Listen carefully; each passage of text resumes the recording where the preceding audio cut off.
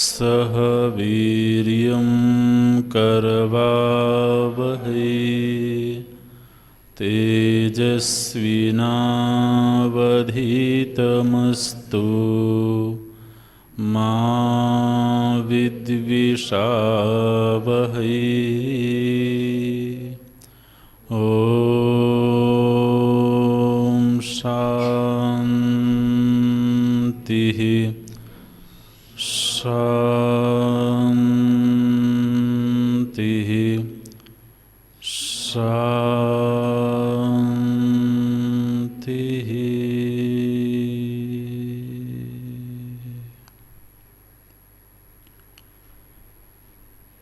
सदाशिवसमारम्भाम् शङ्कराचार्यमध्यमाम्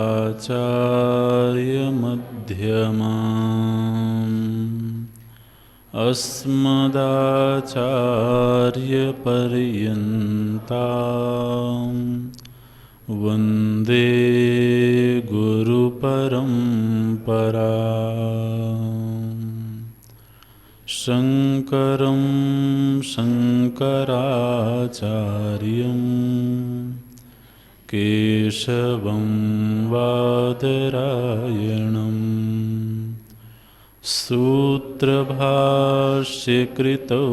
वन्दे भगवन्तौ पुनः पुनः भगवन्तौ पुनः पुनः। वासुदेवेन्द्रयोगीन्द्रम्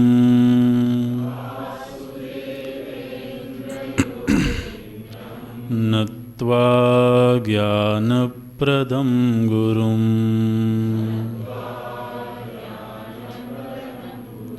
मुमुक्षूणां हितार्थाय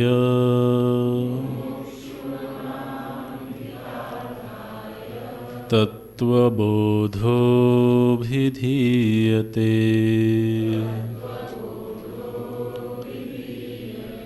तत्त्वबोधोऽभिधीयते।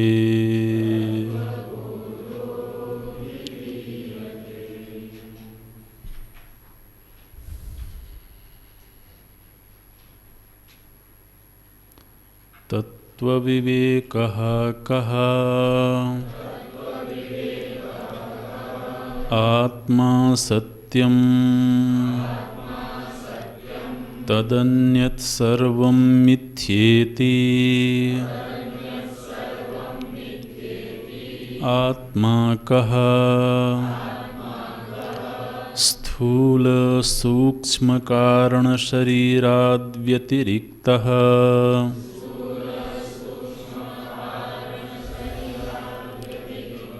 पंचकोशातीतः सन् अवस्थात्रयः साक्षी सच्चिदानन्दस्वरूपः सन् यः तिष्ठति स आत्मा स्थूल शरीरं किम् पंचीकृत पंचमहाभूतैः कृतम्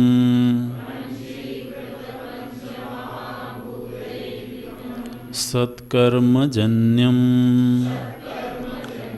सुखदुःखादिभोगायतनं शरीरम्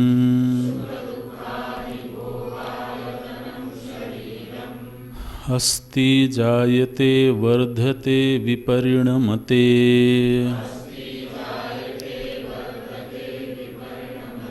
अपक्षीयते विनश्यतीति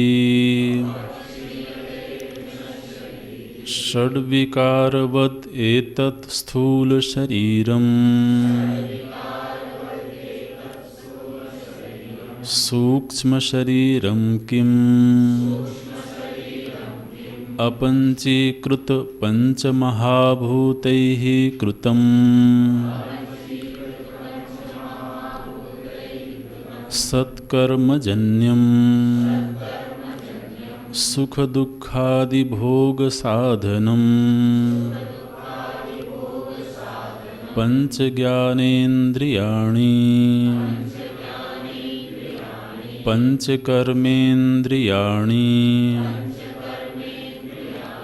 पंचप्राणादयः मनश्च एकं बुद्धिश्च एका एवं सप्तदशकलाभिः सह यत्तिष्ठति तत्सूक्ष्मशरीरम् श्रोत्रं त्वक्चक्षुः रसनाघ्राणम् इति पंचज्ञानेन्द्रियाणि श्रोत्रस्य दिग्देवता त्वचो वायुः चक्षुषः सूर्यः रसनाया वरुणा घ्राणस्य अश्विनौ इति ज्ञानेन्द्रियदेवताः श्रोत्रस्य विषयः शब्दग्रहणम् त्वचो विषयः स्पर्शग्रहणम् चक्षुषो विषयः रूपग्रहणम् रसनाया विषयः रसग्रहणम् घ्राणस्य विषयः गन्धग्रहणम् वाक्पाणिपादपायूपस्थानि इति पंचकर्मेन्द्रियाणि इति पंचकर्मेन्द्रियाणि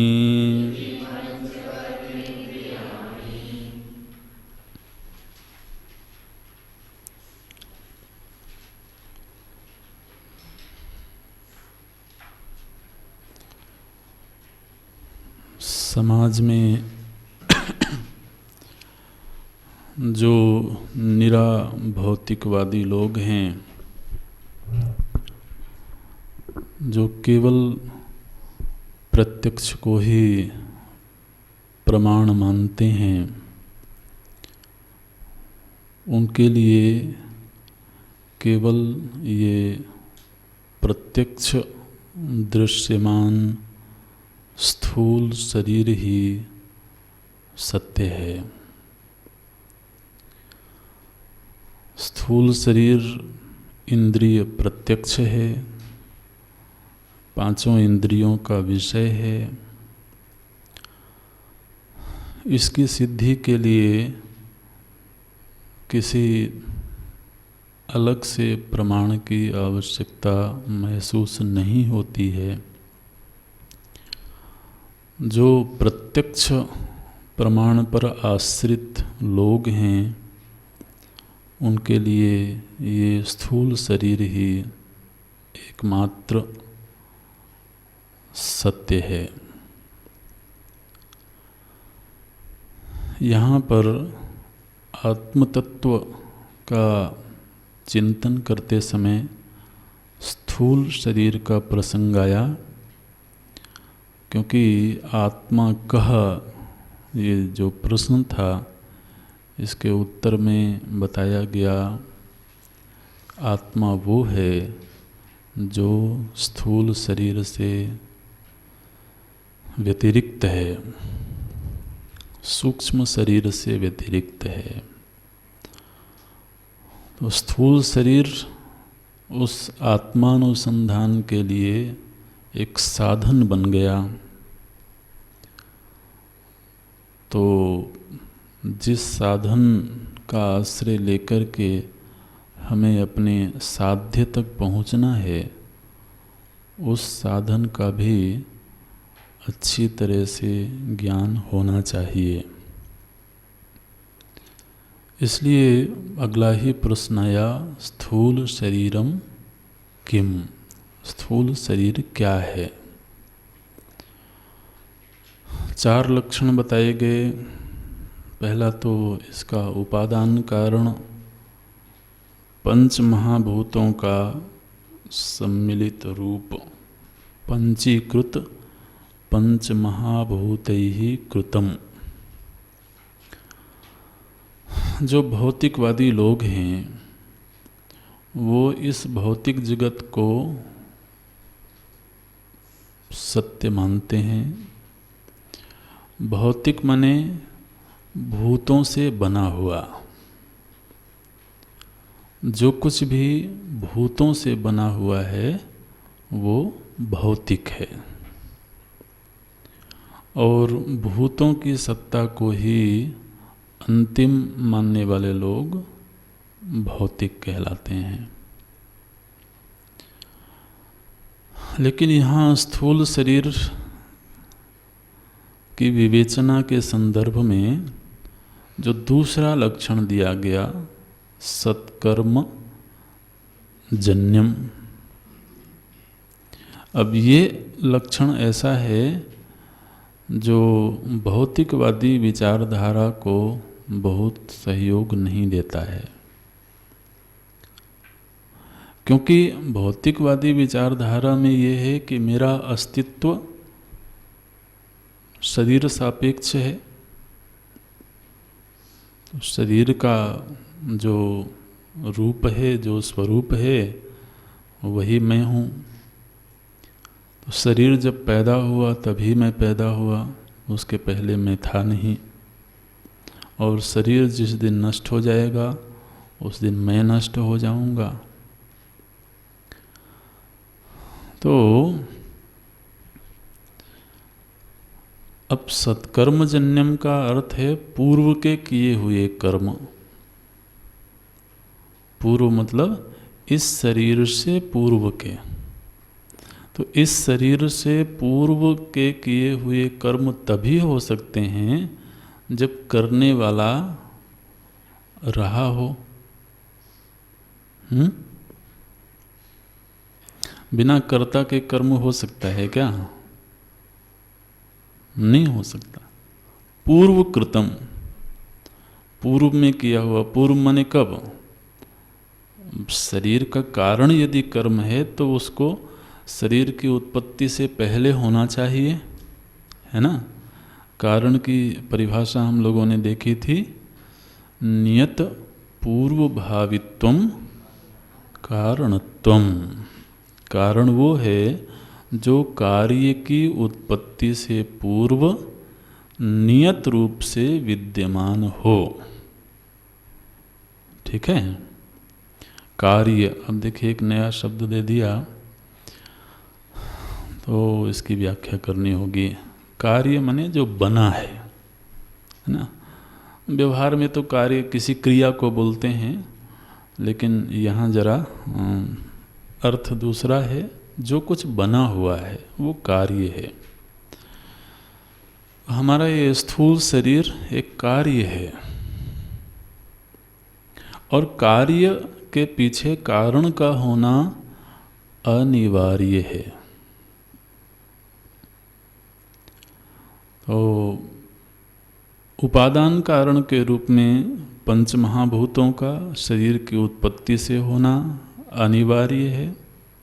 दूसरा सत्कर्मजन्यम, तो वो कर्म भी इस शरीर की उत्पत्ति से पूर्व थे। अब यदि कर्म थे तो उनका कर्ता भी अवश्य में होगा। तो इस वाक्य से ही ये भौतिक विचारधारा तो फिर कहीं टूटती हुई दिखती है।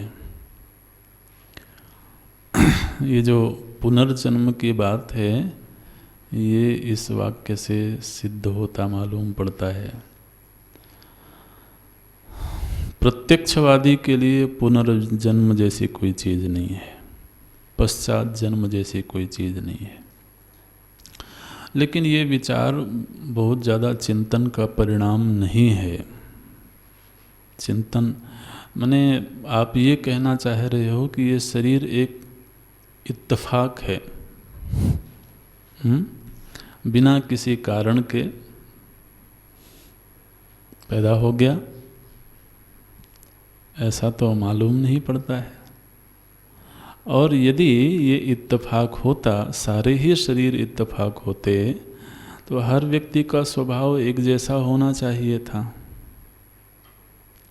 स्वभाव में तो बहुत अंतर दिखाई देता है। तो स्वभाव का निर्माण कैसे हुआ, इसका भी तो कोई कारण होगा। तो बहुत सारे विचार हैं, अभी हम उधर नहीं जाएंगे, लेकिन यहाँ चूंकि एक लक्षण दिया गया है इसलिए उस पर हमको विचार करना है। सत्कर्मजन्यम, शरीर की उत्पत्ति से पूर्व नियत रूप से कर्म थे। अच्छा, तीसरा लक्षण बताते हैं, ये भोग का घर है, भोगायतनम शरीरम। एक तो इसकी प्रकृति ये है कि ये क्षरणधर्मी है, शीर्यमाण है। आप लोगों ने नोट में शीर्यमाण लिखा था, वो नहीं, शीर्य, श है ना, शीर्यमाण। बहुत एकाग्रता से सुनने की आवश्यकता है। वो शीर्यमाण है, क्षरणधर्मी है ये। दूसरा, ये केवल घर है, और घर कभी भी मैं नहीं होता है। शरीर क्या है, बोले भोग आयतनम, आयतन घर को बोलते हैं। जैसे हम ईंट, सीमेंट, सरिया आदि जोड़ करके घर बना लेते हैं, किस लिए, वहाँ पर बैठ करके उपभोग करेंगे। ऐसे ही 5 भूतों को मिला करके ये घर बना दिया गया। महाराज ना समझी ये है कि हमने घर को ही मैं मान लिया।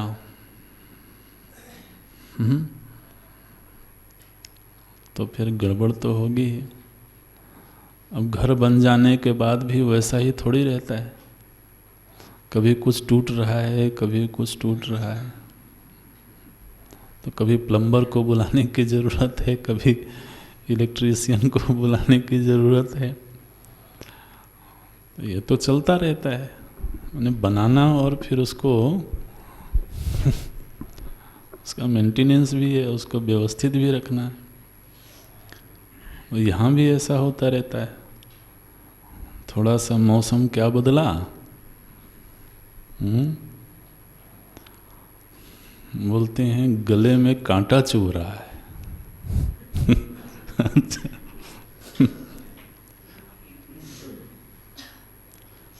तो किसी का सिर भारी हो रहा है,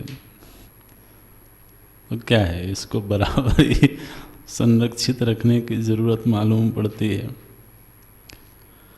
और हम वो उपाय करते भी हैं। आपको नहीं लगता है ये जो हड्डियां हैं, इनको बिल्कुल सरिया की तरह से बांध करके रखा गया है, और जब कहीं कुछ टूट फूट होती है तो सीमेंट से इसको जोड़ते हैं, होता है ना, बिल्कुल सीमेंट, उसको भी सीमेंट ही बोलते हैं। तो ये सब ऐसा ही है, घर है ये। भोग आयतनम, किस चीज़ का भोग करते हैं, बोले जो फल मिला है उसी का भोग करेंगे। तो सुख दुख आदि भोगायतनम शरीरम। वैसे तो हर क्षण इसमें परिवर्तन हो रहा है, लेकिन मुख्य रूप से 6 तरह के परिवर्तन देखने को मिलते हैं। अस्थि, वो गर्भ में आ गया, उसके होने का ज्ञान हो गया। फिर जायते, वर्धते, बढ़ता है वो। फिर एक स्थिति ऐसी आती है जब स्थिर मालूम पड़ता है ना। एक उम्र का पड़ाव आता है जब बहुत ज़्यादा वृद्धि या क्षरण नहीं दिखाई देता है। एक उम्र होती है युवावस्था की जिसमें स्थिरता मालूम पड़ती है।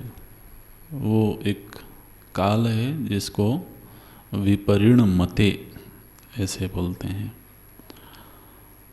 और फिर अपक्षीयते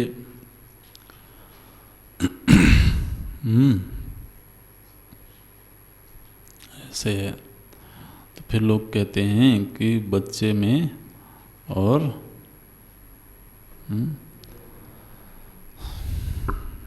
सीनियर सिटीजन बोलना चाहिए, वरिष्ठ नागरिक में कोई अंतर नहीं होता।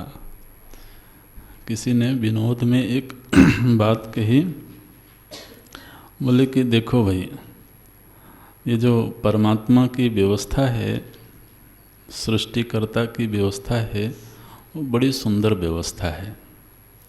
हम सभी को उस व्यवस्था का अनुसरण करना चाहिए। क्या व्यवस्था है? बोले बच्चे में दांत कब आते हैं? जब वो स्थूल पदार्थों को पचाने में समर्थ हो जाता है। ठीक, पहले तो केवल दुग्ध पान करता है, लेकिन धीरे धीरे जब उसकी पाचन शक्ति बढ़ जाती है तो परमात्मा उसको दांत दे देते हैं। अब तुम ठोस पदार्थ भी खा सकते हो क्योंकि अब पचा सकते हो। बड़ी सुंदर व्यवस्था है। फिर एक समय आता है जब पाचन शक्ति, तो भगवान दांत वापस ले लेते हैं।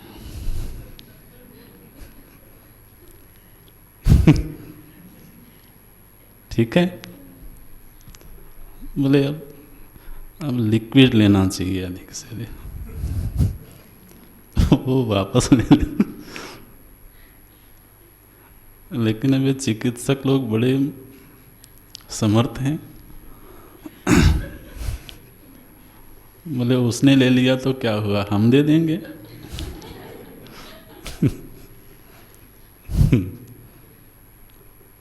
लेकिन व्यवस्था तो सुंदर है, उस व्यवस्था का पालन करना चाहिए। तो अपक्षीयते वो भी एक स्थिति आती है जब धीरे धीरे क्षरण होता है और फिर विनश्यति। ये इस घर की दशा है, ये घर ऐसा है और जैसा है वैसा स्वीकार करना चाहिए, यही बुद्धिमानी है। अब हमने सुना कि कोई ऐसी दवाई बनाई जा रही है जिससे शरीर की उम्र को बढ़ाया जा सके। कितना बढ़ेगा? बोले 500 साल तक जीवित रहेगा। ये तो बहुत मुश्किल काम है। तो अस्ति जायते वर्धते विपरिणमते अपक्षीयते विनश्यति इति षड विकारवत् 6 विकारों से युक्त एतत् स्थूल शरीरम। ये रहा आपका स्थूल शरीर। आत्मा कह एतत् विलक्षणम। ठीक है, वो तो आयतनम कहने से ही थोड़ा सा बात स्पष्ट हो जाती है कि वो तो फिर घर है। अच्छा, फिर आगे बढ़ते हैं। उसी में, उसी लक्षण में एक शब्द आया था सूक्ष्म शरीरम। वो आत्म तत्व कैसा है? बोले स्थूल शरीर से भी और सूक्ष्म शरीर से भी भिन्न है, विलक्षण है। तो सूक्ष्म शरीरम किम, सूक्ष्म शरीर क्या है? बिल्कुल उसी शैली में उत्तर देते हैं सबसे पहले उसका उपादान कारण क्या है? कहते हैं अपंचीकृत पंच महाभूतैहि कृतम। पंच महाभूतैहि कृतम, सूक्ष्म शरीर भी पंच महाभूतों से ही बना हुआ है। अच्छा, सूक्ष्म शरीर को सूक्ष्म क्यों कह रहे हैं? क्योंकि वो इंद्रिय गोचर नहीं है। ये बड़ी सावधानी से देखना है। सूक्ष्म शरीर सूक्ष्म इसलिए है क्योंकि वो इंद्रिय का विषय नहीं है। अच्छा, शरीर क्यों कह रहे हैं? क्योंकि इंद्रियों में भी वृद्धि और क्षरण मालूम पड़ता है। कभी लगता है मुझे बहुत अच्छा दिखता है, कभी लगता है नहीं अब तो 40 साल की उम्र हो गई। डॉक्टर के पास जाते ही पूछता है उम्र क्या है आपकी? बोले बस 40 के आसपास होगी। बोलता है फिर आप चश्मा बनवा लो। अरे भैया एक बार चेक तो कर लो जरा। बोले नहीं। तो उसमें एक क्षरण भी दिखता है, वृद्धि भी दिखती है, इसलिए शरीर। सूक्ष्म शरीर किससे बना हुआ है? पंच महाभूतों से बना हुआ है। लेकिन पंच महाभूतों का जो पृथक पृथक रूप था, अपंचीकृत, ये एक अंतर है सूक्ष्म शरीर और स्थूल शरीर में। स्थूल शरीर में कहा गया पंचीकृत। सूक्ष्म शरीर कैसे बना? बोले अपंचीकृत। जब प्रत्येक भूत पृथक पृथक रूप में होते हैं, आकाश आकाश मात्र है, वायु वायु मात्र है, तन्मात्र शब्द कल दिया था। तो जब महाभूत तन्मात्र स्थिति में होते हैं, तब उन महाभूतों से सूक्ष्म शरीर का निर्माण होता है। अच्छा, लेकिन सूक्ष्म शरीर भी सत्कर्म जन्यम है। देखिए अगला लक्षण देते हैं सत्कर्म जन्यम। ये भी पूर्वकृत कर्मों के परिणाम स्वरूप ही पैदा हुआ है। अच्छा, ये कर्ता क्या है? सूक्ष्म शरीर क्यों बना है? इसका प्रयोजन क्या है? तो कहते हैं ये भोग भोगने का साधन है। स्थूल शरीर तो आयतन था और सूक्ष्म शरीर भोग भोगने का साधन है। सुख दुखादि भोग साधनम। अच्छा, जरा इसका स्वरूप बताइए, किस तरह का है ये? कितना आकार प्रकार क्या है इसका सूक्ष्म शरीर का? तो कहते हैं ये 17 अवयवों वाला है। 17 अवयव। ठीक है, अवयव माने आप विभाग कर सकते हैं, पार्ट्स कर सकते हैं, जो भी ठीक समझते हो। माने वो समझ भी शास्त्र सम्मत ही हो तो अवयव शब्द ठीक है। 17 अवयवों वाला ये सूक्ष्म शरीर है। क्या है 17 अवयव? बोलते हैं पंच ज्ञानेन्द्रियाणि, 5 ज्ञानेन्द्रियाँ हैं। पंच कर्मेन्द्रियाणि, 5 कर्मेंद्रियाँ। पंच प्राणादयः, 15 हो गए। मनश्च एकम बुद्धिश्च एका, 2 ये हो गए, मन और बुद्धि। 5 ज्ञानेन्द्रियाँ, 5 कर्मेंद्रियाँ, 5 प्राण, मन और बुद्धि। इन 17 अवयवों से युक्त सूक्ष्म शरीर है। क्यों बना है ये? बोले जीव के लिए भोग के साधन का काम करता है। ये साधन है, इंस्ट्रूमेंट हैं ये। जैसे कोई हॉस्पिटल बनाता है तो पहले तो वो एक बिल्डिंग खड़ा करता है, एक स्ट्रक्चर बनाता है, फिर चिकित्सा के लिए वो अलग अलग तरह के उपकरण रखता है। उपकरण के बिना कैसे चिकित्सा होगी? तो जो मशीनरी हैं, जो उसके उपकरण हैं, वो सब चिकित्सा के साधन हैं। ऐसे ही ये जो इंद्रियां हैं, ज्ञान इंद्रियां, कर्म इंद्रियां, प्राण, मन, बुद्धि, ये सब भोग के साधन हैं। और निश्चित रूप से साधन का उपयोग करने वाला साधन से भिन्न होना चाहिए। होना चाहिए ना? नहीं होना चाहिए? कुछ बोलते नहीं हो आप।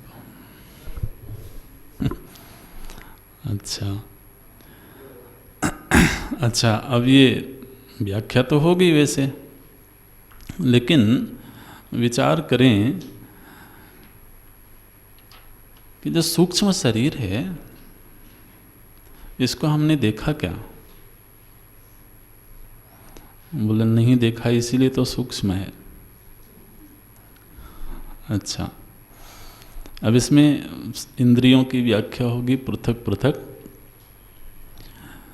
तो जैसे ज्ञानेंद्रियां हैं, कितनी ज्ञानेंद्रियां हैं? 5। क्या क्या? तो स्वयं बताते हैं। श्रोत्रम, श्रोत्रम मतलब कर्ण इंद्रिय, त्वक त्वचा इंद्रिय, चक्षु नेत्र इंद्रिय, रसना रसना इंद्रिय, और घ्राणम गंधक ग्रहणम, जिससे गंध ग्रहण करते हैं, वो घ्राणम। अब वैसे तो हमको लगता है कि हम इनसे परिचित हैं, लेकिन जरा विचार करना पड़ेगा। कर्ण इंद्रिय क्या है? कर्ण इंद्रिय, छोटे से बच्चे से पूछेंगे तुम्हारा कान कहाँ है, तो हाथ ले जाएगा, ये रहा कान। लेकिन आप भी अगर यही उत्तर देंगे तो जरा तो बात बनेगी नहीं। यही कान है क्या कर्ण इंद्रिय? नहीं, ये तो कर्ण इंद्रिय का गोलक है। गोलक, गोलक मतलब काउंटर, जहाँ पर बैठ करके इंद्रिय अपना कार्य करती है। ठीक है? तो जो कान दिखाई देता है, ये केवल कर्ण इंद्रिय के बैठने का स्थान है।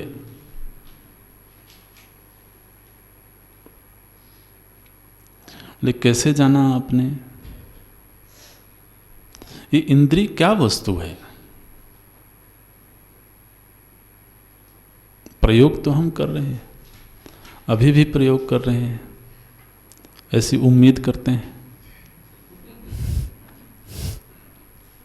है ना? लेकिन जिस चीज का प्रयोग कर रहे हैं वो वस्तु क्या है, वो चीज क्या है? क्योंकि अगर ये कान होता तो जिस समय हम सो जाते हैं, कान तो खुला ही रहता है, आंखें बंद हो जाती हैं, यानी पलक बंद हो जाती है। किसी किसी की नहीं भी होती, कुछ ऐसे भी बहादुर हैं, खुली आंख भी सो लेते हैं। तो अब ये कर्ण इंद्रिय, तो अगर ये कान है तो कान तो है वहाँ पर, लेकिन सुनने वाला तो फिर कौन सुन रहा था? हम तो कहते हैं कान ही सुनते हैं, ठीक है ना? तो ये तो इससे सिद्ध हो जाता है, हमारे अनुभव से ही सिद्ध होता है कि ये कान जो बाहर दिखाई दे रहा है, यही कर्ण इंद्रिय नहीं है, क्योंकि सुसुप्ति में वो लीन हो गई है। वो कर्ण इंद्रिय सो गई है। और इसी तरह से सभी इंद्रियां हैं। नेत्र इंद्रिय सो गई है, स्पर्श इंद्रिय सो गई है। और छोटे से बच्चे को एक जगह से उठा करके दूसरी जगह रख दिया, उसको पता ही नहीं लगा, है ना। और जब जागृत हो तो महाराज छोटी सी चींटी भी अगर कहीं पैर में चढ़ रही हो तुरंत सजग हो जाते हैं। तो स्पर्श इंद्रिय उस समय कहाँ है? बोले वो लीन हो गई है, सो गई है। तो ये जो इंद्रियां हैं, ये इंद्रियां हैं क्या? असल में ये एक विशिष्ट विशिष्ट सामर्थ्य है। इंद्रियां क्या हैं? अलग अलग सामर्थ्य हैं। इसको ऐसे लिख सकते हैं, सामर्थ्य विशिष्टम इंद्रिया। इंद्रिय क्या है? एक सामर्थ्य विशेष का नाम है। इसलिए वो सामर्थ्य कभी घट जाती है, कभी बढ़ जाती है। आप देर तक टीवी देखते रहो तो पता चला कि अब आंखें थक गई, है ना। थकावट की अनुभूति कब होती है? जब सामर्थ्य का क्षय हो जाता है, जब सामर्थ्य घट जाती है। तो ये इंद्रियां अलग अलग सामर्थ्य का नाम है और वो अलग अलग स्थान पर बैठ करके अपना अपना कार्य करती हैं। ज्ञानेंद्रियां इसलिए कहलाती हैं क्योंकि इन्हीं के माध्यम से हमें जगत का ज्ञान होता है। ठीक है। वो जो संज्ञा दी गई है, जो नाम दिया गया है, उसका अपना एक विशिष्ट अर्थ है। ज्ञानेंद्रिय क्यों कह रहे हैं? क्योंकि उन्हीं से ज्ञान होता है। और मज़े की बात यह है कि समूची दुनिया का ज्ञान भान हमें केवल इन 5 इंद्रियों से ही होता है। आप देख लो, थोड़ी देर के लिए कल्पना करें, कोई ऐसा बच्चा पैदा हुआ जिसके पास सुनने की सामर्थ्य नहीं है, देखने की सामर्थ्य नहीं है, स्पर्श की सामर्थ्य नहीं है, रसना इंद्रिय की सामर्थ्य नहीं है, घ्राण की सामर्थ्य नहीं है। अब उसके मन में दुनिया को लेकर के क्या विचार होगा?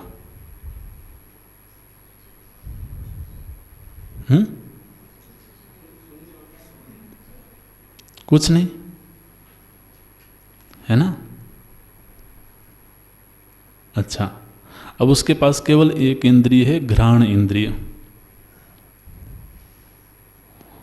तो दुनिया, उसके लिए दुनिया का क्या रूप होगा? गंध। ठीक है। अच्छा, उसके पास केवल नेत्र इंद्रिय है, तो केवल दृश्य के रूप में ये जगत है, इतना ही ज्ञान होगा। यहाँ कोई ध्वनि है ऐसा ज्ञान नहीं होगा, इसमें कोई रस है इसका ज्ञान नहीं होगा, कोई गंध है इसका ज्ञान नहीं होगा, स्पर्श है। तो ये जो हमारे आसपास का जगत है, इसका ज्ञान हमें 5 तरीकों से ही होता है, कोई छठा तरीका नहीं है। आप विचार करके देख लें। और जो मन में विचार होते हैं वो इन 5 इंद्रियों से ग्रहण किए गए विषयों पर ही चिंतन होता है।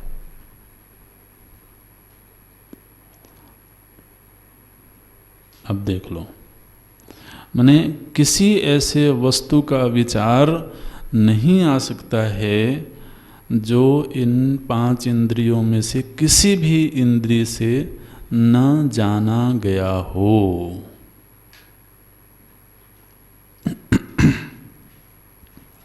बोले हमने तो ऐसा कुछ भी सोचा है जिसको कभी देखा सुना नहीं है।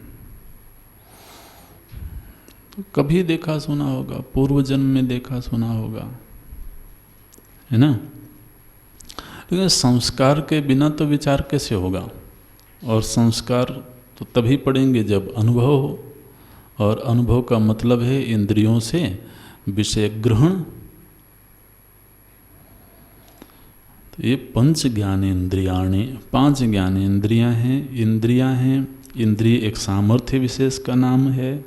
ज्ञानेन्द्रिय इसलिए क्योंकि इन्हीं से हमें ज्ञान होता है, और केवल ज्ञान होता है। आँख से हमने एक वस्तु को देखा तो हम केवल वो वस्तु जैसी है वैसा उसको देख सकते हैं, उसमें कोई परिवर्तन आँख के माध्यम से नहीं कर सकते।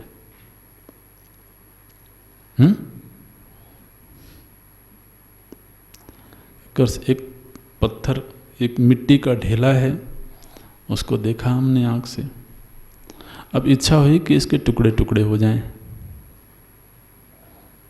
केवल देखते रहने से हो जाएगा? अब किसी के पास में दिव्य दृष्टि हो तो बात अलग है। बोले इसकी दृष्टि में ऐसा तीखापन है, हृदय विदीर्ण हो गया, वो तो फिर विशिष्ट सामर्थ्य है भैया।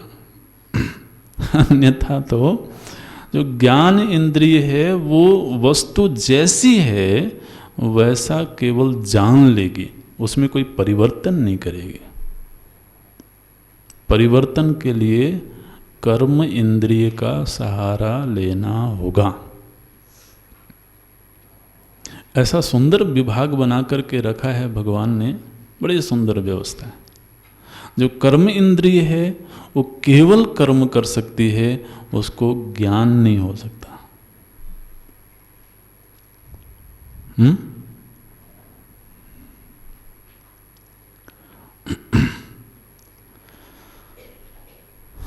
मन में इच्छा हुई कि इसको सामने वाले को जरा एक चांटा मारो, तो हस्त इंद्रिय उठी और उसने, अच्छा अब हस्त इंद्रिय को इस बात का ज्ञान नहीं हुआ कि उस चांटे का परिणाम क्या हुआ है। ये ज्ञान हस्त इंद्रिय को नहीं है, उसने अपना काम कर दिया, कर्म इंद्रिय है, कर्म हो गया। अब ये ज्ञान तो नेत्र इंद्रिय को हो रहा है, अब सामने वाले में क्या परिवर्तन हो रहा है। ये ऐसा विभाग है।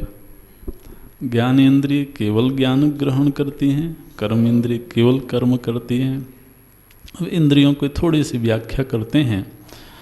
तो पहले तो केवल नाम दे दिया, 5 ज्ञान इंद्रियां हैं, श्रोत्र, त्वक, चक्षु, रसना, घ्राणम इति 5 ज्ञान इंद्रियाणि। अब एक बड़ा नया सा विषय है, लेकिन बहुत सुंदर विषय है। कहते हैं श्रोत्रस्य दिग्देवता। ये शायद पहले कभी नहीं सुना गया होगा। भगवान भाष्यकार कह रहे हैं ये जो तुम्हारे पास 5 इंद्रियां हैं, ये इंद्रिय अपने आप कार्य नहीं कर रही हैं। अच्छा, तो कैसे कर रही हैं? बोले ये इंद्रियां किसी देवता की सहायता से अपना कार्य करती हैं।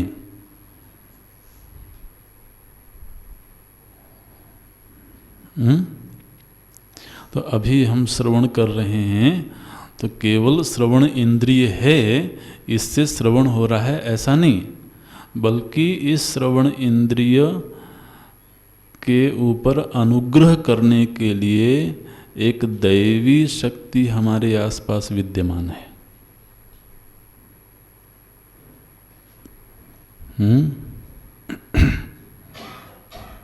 बड़ा रोचक विषय है ये। अभी केवल नाम संकेत करते हैं, इस पर आगे विचार करना है। तो एक एक इंद्रिय पर एक एक देवता का अनुग्रह है, अनुग्राहक देवता ऐसे आप लिख सकते हैं। तो एक एक इंद्रिय को अपना कार्य करने के लिए एक एक दैवी अनुग्रह की आवश्यकता है, और उन सभी देवताओं के पृथक पृथक नाम हैं। तो जो श्रोत्र इंद्रिय है वो दिक् देवता के अनुग्रह से अपना कार्य करती है। दिक् देवता, दिक् देवता जो दिशाओं के देवता हैं, है ना, दिक् देवता। तो जब हम श्रवण कर रहे होते हैं तो हमें पता होता है कि ये ध्वनि किस दिशा से आ रही है ना। दिशा का अभाव हो तो ध्वनि हमारे कर्ण इंद्रिय तक नहीं पहुंच सकती है, हमें ध्वनि का ज्ञान नहीं हो सकता है। इसलिए श्रोत्र इंद्रिय के अनुग्राहक दिक् देवता, त्वचो वायु, ये त्वक इंद्रिय है, स्पर्श सामर्थ्य है, उसके वायु देवता अनुग्राहक हैं। चक्षुषः सूर्यः, जो नेत्र इंद्रिय के अनुग्राहक देवता सूर्य हैं। रसनाया वरुणा, रसना इंद्रिय के अनुग्राहक देवता वरुण।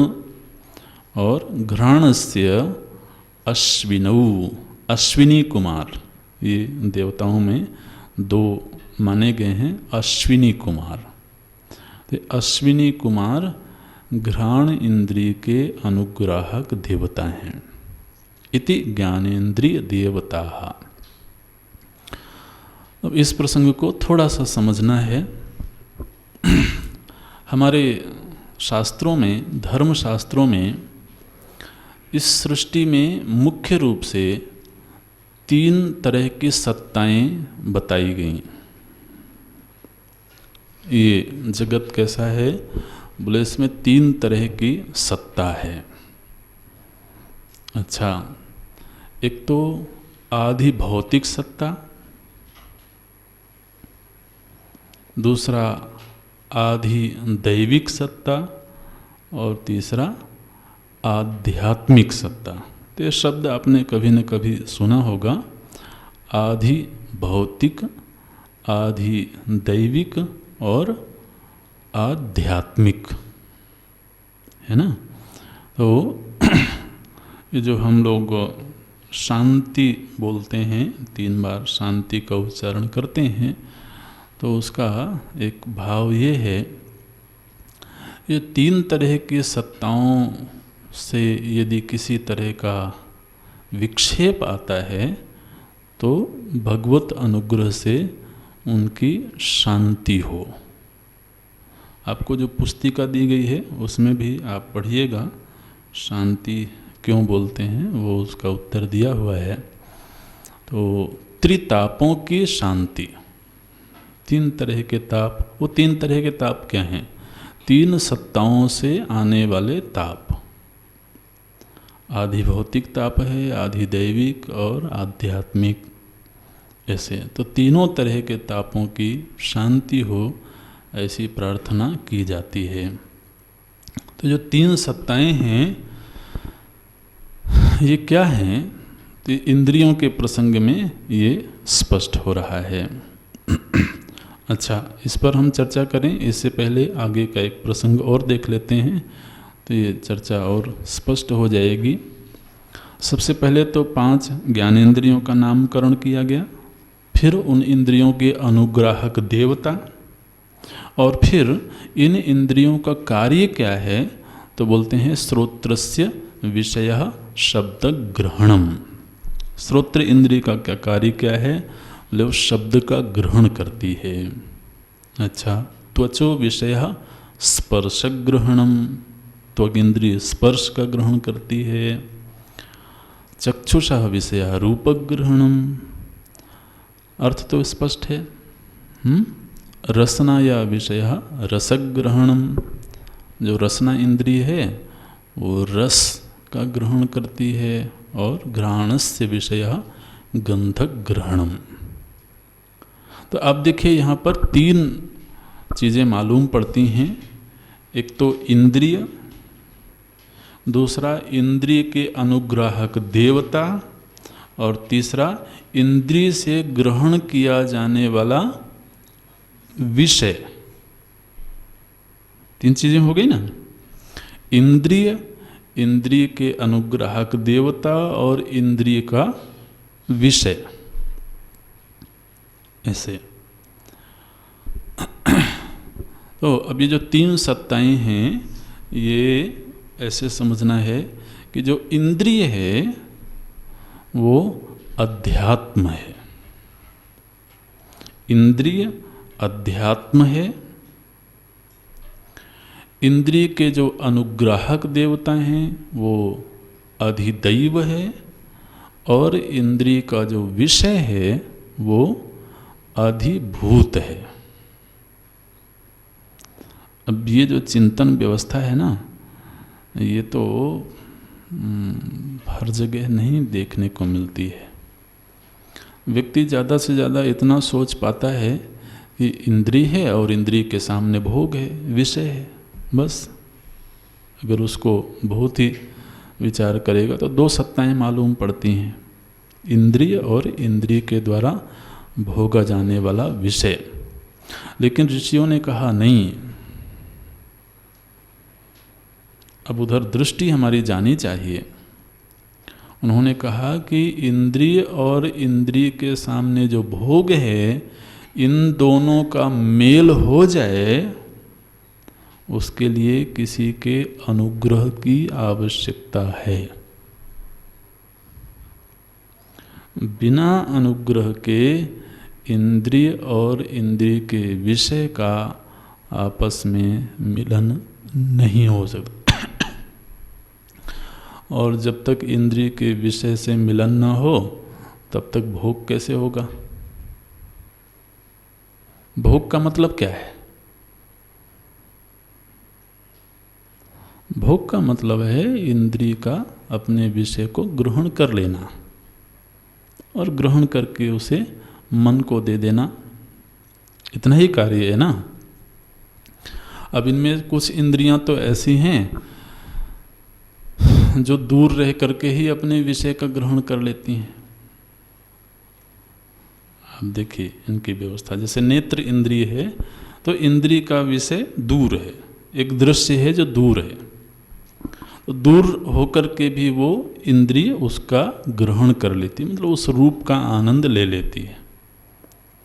लेकिन कुछ इंद्रियां ऐसी हैं जो केवल दूर रह करके ही अपने विषय का ग्रहण नहीं करती हैं। बोले हम हलवाई की दुकान में गए, अच्छा, तरह तरह के स्वादिष्ट मिठाइयाँ रखी हुई थी वहाँ। फिर क्या किया, बोले नेत्रों से सभी मिठाइयों को देखा और उन सब का रस मिल गया मुझे।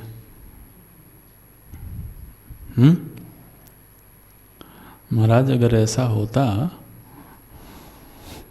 तो उस दुकानदार की तो खटिया खड़ी हो जाती। कोई लेता है क्यों? गया वहाँ पर, एक नज़र दौड़ाई, बस हर तरह के व्यंजन का रस आ गया। बोले नहीं, उस विषय को रसना इंद्रिय के समीप आना पड़ेगा, है ना। ये इंद्रियों का अलग अलग कार्य करने का तरीका है। कुछ इंद्रियां तो अपने विषय को दूर से ही ग्रहण कर लेती हैं, लेकिन कुछ को संसर्ग की आवश्यकता है, समीप आना पड़ता है। तो जैसे भी हो, लेकिन शास्त्रों ने कहा कि इन इंद्रिय और विषय के मध्य अनुग्राहक शक्ति की भूमिका है। माने आप देखिए, हमारी चक्षु इंद्रिय अभी देख रही है क्योंकि सूर्य देवता का अनुग्रह है।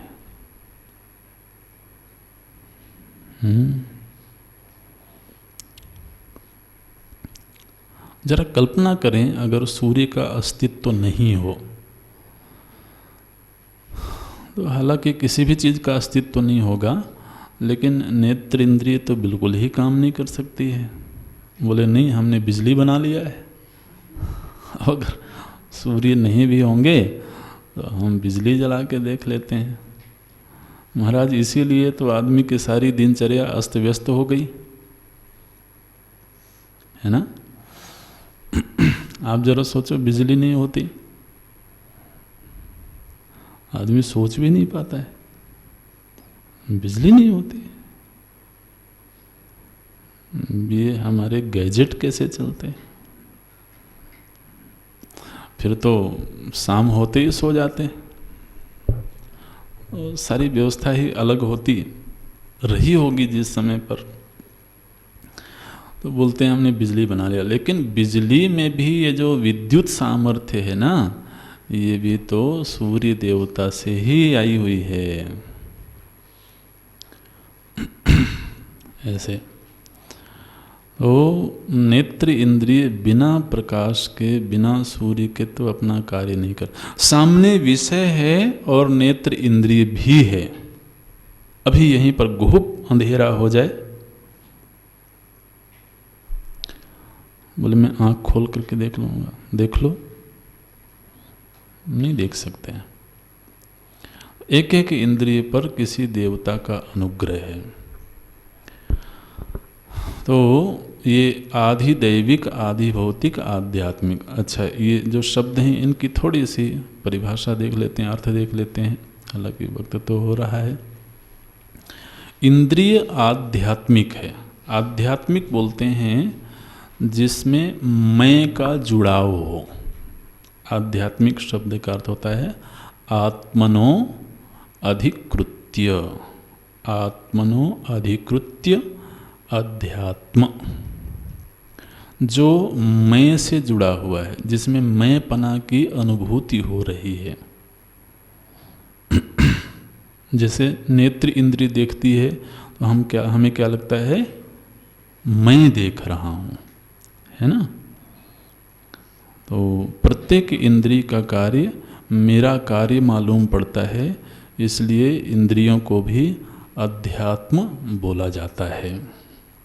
अध्यात्म का जो समाज में अर्थ किया जाता है वो केवल ईश्वर संबंधी विचार को लेकर होता है, लेकिन यहाँ अध्यात्म की परिभाषा इस तरह से है, जिस के साथ मैं का संबंध है, जिसमें मैं पना है।